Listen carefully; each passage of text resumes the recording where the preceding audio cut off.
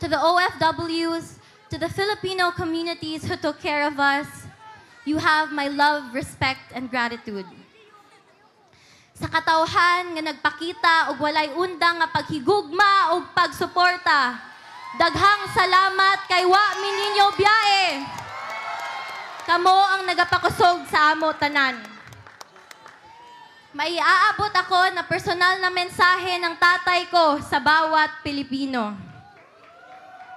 Sabi niya, I did what I could for my country. And you are all in my heart.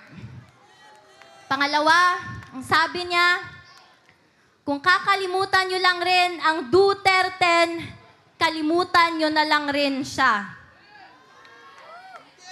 Mga kababayan, huwag nating kalimutan ang bilin ni Tatay Digong.